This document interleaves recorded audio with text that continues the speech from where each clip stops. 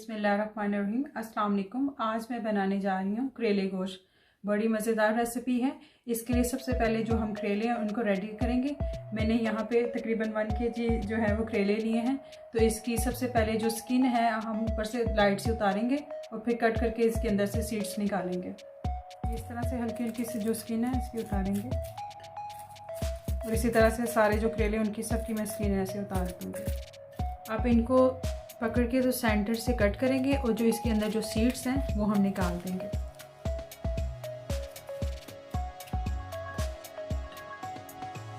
और इसी तरह से सारे जो करेले उन सब के मैं सीड्स निकाल दूंगी। अब इनकी कटिंग करेंगे।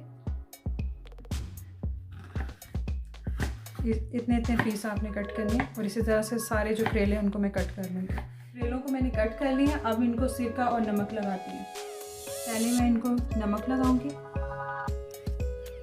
ये नमक और जो सिरका है वो लगाने से जो इसकी बिटरनेस है वो ख़त्म हो जाती है। अच्छे से हर तरफ जो है इसमें डाल दें नमक। अब इनको सिरका लगाऊंगी और इसके बाद इनको अच्छे से मिक्स कर लें ताकि जो नमक और जो मैंने सिरका इसमें ऐड किया वो थोड़ी सारे पीसेस के ऊपर आ जाए। अब 4 से 5 घंटों के लिए इनको नमक और सिरका लगा के तो रख देंगे।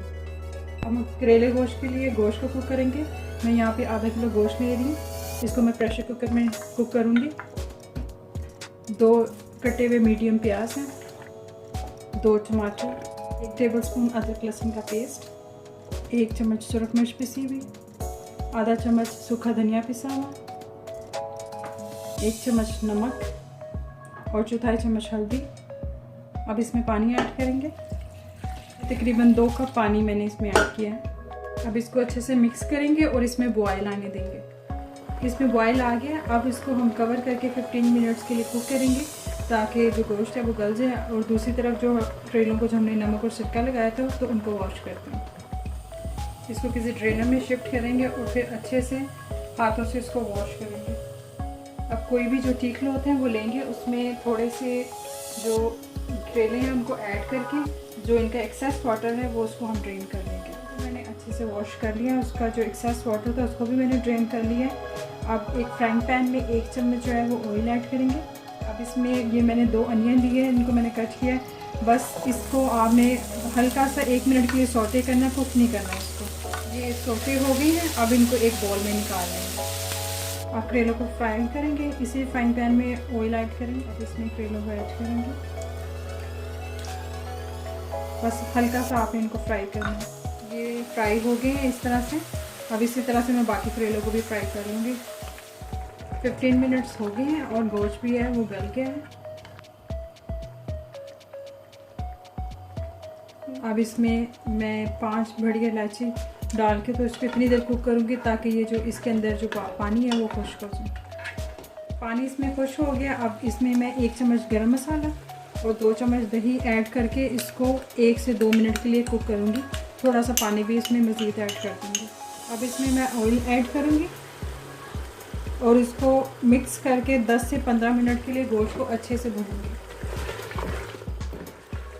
गोश्त को मैंने 15 मिनट के लिए भून लिया था। अब मैंने इसमें जो प्याज थे सोटे किए हुए वो ऐड करूँगी और करेले जो मैंने फ्राई किए थे वो ऐड करके इनको अच्छे से मिक्स करूँगी। अब इसमें मैं थोड़ा सा पानी ऐड करूँगी और इसको मैं कवर करके लो फ्लेम पर 10 मिनट्स के लिए कुक करूँगी। कुक होते हुए 10 मिनट हो गए हैं। अब मैंने थोड़ी सी इमली को मैंने पानी में सो करके रखा हुआ था वो इसमें ऐड करूँगी। फिर इसको मिक्स करूँगी और 3 से 4 मिनट के लिए कवर करके कुक करूँगी ताकि जो इमली है उसका फ्लेवर जो है वो करेलों में आ जाए। करेले गोश्त रेडी है। अब हम इसको डिश आउट करते हैं।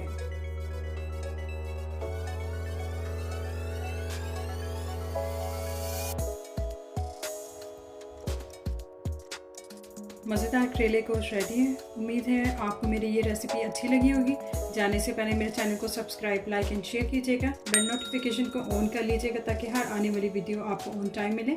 अपना ख्याल रखिएगा। अल्लाह हाफिज़।